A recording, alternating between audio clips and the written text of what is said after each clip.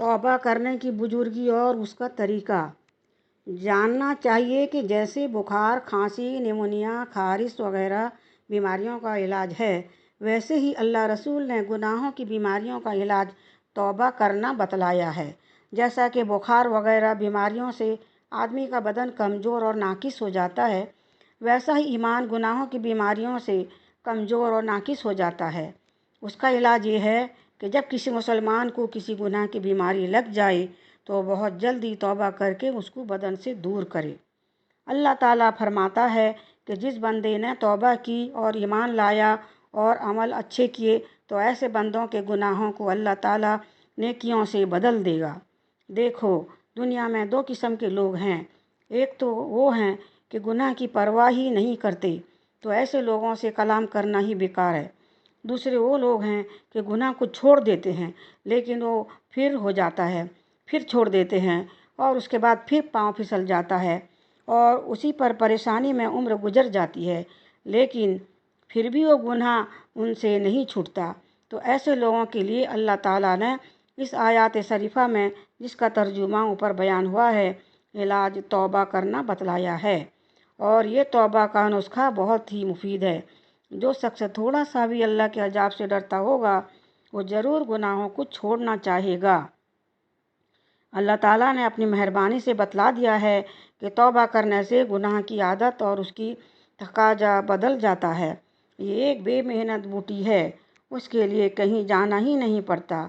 इस बूटी में बड़ी तासीर है, मगर अल्लाह ताला के बतलाए हुए इलाज की लोग कदर नहीं करते। साहिबो, आजमा कर देखो, अगर असर न हो तो फिर शिकायत करना।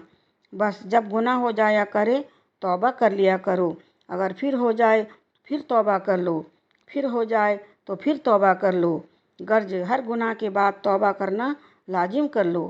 इंशाअल्लाह एक दिन वो आएगा कि गुनाह की बीमारी बिल्कुल निकल जाएगी।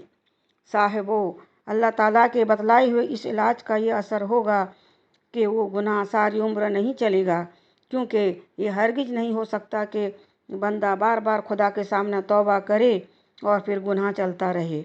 रसूल पाक हुजूर सल्लल्लाहु अलैहि वसल्लम ने फरमाते हैं कि जिस शख्स ने, मर्द हो या औरत, हर गुनाह के बाद तौबा कर ली, वो गुनाह पर अड़ा न रहा, अगर उसने एक दिन भी 70 दफ़ा गुनाह किया हो। सुभान अल्लाह, कितनी आसान तदबीर बतलाई कि जब गुनाह हो जाए तो तौबा कर लो। मगर ये बात है कि जब शैतान ने देखा कि ये तो बड़ा तासीर वाला नुस्खा है, लोग इसको बरतेंगे और गुनाह करने में जो मैंने कोशिश की थी वो सारी मिट जाएगी, तो उसने धोखा दिया और ये समझा दिया कि जब तौबा के बाद फिर गुनाह हो जाएगा तो फिर ऐसी तौबा से क्या फ़ायदा। साहिबो, तौबा हर हालात में करना ज़रूरी है और मुफीद है, क्योंकि खुदा की बारगाह बेउमीदी की बारगाह नहीं है।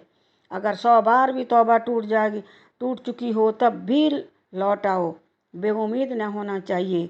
अफसोस है कि अल्लाह और रसूल का बतलाया हुआ ऐसा मुफीद नुस्खा शैतान बरतने नहीं देता। भाइयों और बहनों, ये नुस्खा 10-5 दफ़ा बरत के तो देखो, खुदा की कसम गुनाह की बीमारी दूर हो जाएगी और तौबा का ये असर होगा कि अल्लाह ताला मदद फरमाएगा और बुरी आदतों को अच्छी आदतों से बदल देगा। मगर तौबा ऐसी हो कि जिस तरह रसूल पाक सल्लल्लाहु अलैहि वसल्लम ने हमको बतलाई है कि पहले वजू करो और 2 रकात नफिल नमाज पढ़ो, फिर खूब दिल लगाकर शर्मिंदगी के साथ अल्लाह ताला से माफ़ी मांगो और वादा करो कि फिर ऐसा काम नहीं करूँगा। बस फारिज हो जाओ। अगर वो गुनाह फिर हो जाए फिर ऐसा ही करो, उसके बाद देख लो कि वो गुनाह की बीमारी किस तरह दूर हो जाएगी। क्योंकि जब कोई उसकी पाबंदी करेगा कि जब गुनाह हो जाया करे, हर दफ़ा गुनाह के बाद तौबा भी कर लिया करे, तो शैतान उसके अमल से आजिज हो जाएगा और खुद ब खुद पीछा छोड़ देगा। यह हिकमत है तौबा करने में। जब शैतान पीछा छोड़ देगा तो जाहिर बात है कि अच्छे काम होने लगेंगे। कुरान और हदीस से अच्छी तरह साबित हो गया है कि जब गुनाह हो जाया करे उसी वक्त तौबा भी कर लिया करे, फिर हो जाए फिर तौबा कर ले। कैसी सस्ती और आसान बूटी है और कितना बाअसर नुस्खा है। अगर अब भी कोई उसको न बरते तो ये समझा जाएगा कि उसकी किस्मत ही फूट गई है, कि अपना इलाज ही नहीं करना चाहता اور خدا کی پکڑ سے نہیں ڈرتا، اور اس کو یہ کہا جائے گا اس کے الطاف تو ہیں عام شہیدی سب پر، مجھ سے کیا ضد تھی اگر تو کسی قابل ہوتا۔ کسی زمانے میں ایک مالدار آدمی بدکار تھا۔ ایک نیک بیوی سے اس کی محبت ہو گئی۔ اس نے بڑی کوشش کی کہ کس طرح وہ میرے بس میں آ جائے، مگر وہ نیک بیوی اس کے بس میں نہ آئی اور وہ شخص بے امید ہو گیا۔ ایک دفعہ اس نیک بیوی پر بڑی سختی کا وقت پڑا۔ رزق کی تنگی نے اور قرض کے بوجھ نے اس کو دبا لیا اور لوگوں نے قرض لینا چاہا۔ بیوی لاچار مجبور ہو کر اسی پریشانی کی حالت میں اس مالدار آدمی کے پاس گئی اور اپنا سب حال کہہ دیا۔ وہ بہت خوش ہوا اور کہا کہ جتنا چاہے روپیہ لے، مگر آج رات کو میرے یہاں آنا پڑے گا۔ کہا بہت اچھا، میں لوگوں کا قرض ادا کر کے آ جاؤں گی۔ اس شخص نے روپیہ دے دیا۔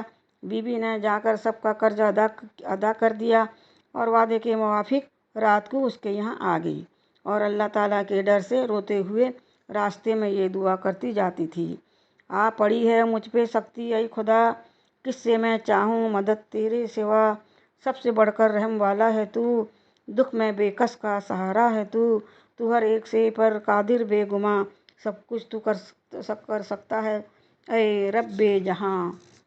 مانگتی ہوں تجھ سے میں تیری پناہ، شر سے شیطانوں کے اے میرے اللہ۔ لکھا ہے کہ اس آدمی نے برے کام کے شوق میں اپنے مکان کو خوب سجایا اور دونوں آدمی مکان میں ایک جگہ بیٹھے۔ بی بی صاحبہ نے کہا کہ تم پہلے میری ایک بات سن لو، پھر جو دل میں آئے وہ کرنا۔ بات یہ ہے کہ تم اس وقت اپنے جی کو ایک برے کام کے ساتھ خوش کرنا چاہتے ہو اور اللہ تعالیٰ کو ناراض کرتے ہو۔ کل قیامت کے روز وہ مالک الملک حکم الحاکمین اپنے تخت پر بیٹھے گا اور ذرا ذرا سینے کی اور بدی کا حساب لے گا اور فرشتوں کو حکم دے گا کہ اس بدکار اور بدکارہ کو پکڑ کر ہمارے سامنے لاؤ۔ تو اس وقت کیا جواب دو گے؟ میں اس سچے خدا کی جس نے تمام مخلوق کو پیدا کیا ہے اور آدمیوں پر اپنی تابعداری فرض کر دی ہے، اور جو ایسا صاحب قدرت ہے کہ ذرا سی دیر میں فقیر کو امیر کر دے اور امیر کو فقیر کر دے، اور جو حاضر و ناظر ہے، ہمارے حال کو دیکھ رہا ہے۔ میں قرض والوں کے دباؤ سے تمہارے پاس آئی تھی، ورنہ دل سے میں اس برے کام پر خوش نہیں ہوں اور نہ یہ برا کام میں نے کبھی کیا ہے۔ اللہ تعالیٰ قدرت اور مدد سے اور بی بی صاحبہ کی برکت سے وہ آدمی اللہ تعالیٰ کی پکڑ سے ڈر گیا اور بہت شرمندہ ہوا اور بی بی صاحبہ سے معافی مانگی اور اللہ تعالیٰ کو خوش کرنے کے لیے بہت سی دولت دے کر بیوی کو رخصت کر دیا، اور خود یہ سوچ کر رونا شروع کیا کہ اس نیک بیوی نے ایک دفعہ گناہ کرنے کو برا سمجھا اور میری تو ساری عمر گناہوں میں ہی گزر گئی۔ افسوس، میں اپنے رب کو کیا جواب دوں گا۔ اسی خوف سے وہ شرمندگی سے رات بھر روتا رہا اور دعا کرتا رہا۔ وہ شخص 3 رات اور 3 دن اپنے گناہ سے شرمندہ ہو کر اللہ تعالیٰ کے سامنے روتا رہا اور اسی حالت میں سچی توبہ کر کے دنیا سے کوچ کر گیا۔ اس زمانہ میں جو نبی تھے ان کو اللہ تعالیٰ نے حکم دیا کہ اے نبی، ہمارے ایک پیارے بندے کا انتقال ہوا، تم اپنے دوستوں کو لے کر جا کر اس کے غسل اور کفن دفن کا انتظام کرو اور نماز جنازہ پڑھو۔ اے نبی، یہ وہ بندہ ہے جس نے قدرت کے ہوتے ہوئے بھی ہم سے ڈر کر گناہ کو چھوڑ دیا اور ہمارے سامنے بہت شرمندہ ہے، ہم سے معافی مانگی اور سچی توبہ کر کے انتقال کر گیا۔ تم گواہ رہو کہ ہم نے اس پیارے بندے کے سب گناہ معاف کیے اور اس کو بخش دیا۔ سبحان اللہ، کیا شان و عزت ہے اللہ تعالیٰ سے ڈر کر گناہوں کو چھوڑنے والوں کی اور شرمندہ ہو کر معافی مانگنے والوں کی، اور توبہ کرنا کس قدر عالی شان عمل ہے۔ بے شک توبہ کرنے والوں سے اللہ تعالیٰ خوش ہوتا ہے۔ توبہ کر ایسا ہو جاتا ہے ظاہر آدمی جیسے ماں کے پیٹ سے دنیا میں آیا ہے ابھی۔ توبہ جو کرتا ہے ہوتے ہیں معاف اس کے گناہ، مغفرت کی اس کے ہوتے ہیں فرشتے بھی گواہ۔ موت کو تو یاد رکھ، یہ ہے حدیث مصطفیٰ، توبہ کرنے میں نہ ہو دیر اے مرد خدا۔ پڑھنے پر غلطی ہو تو معاف کیجیے گا، پلیز سبسکرائب ضرور کیجیے۔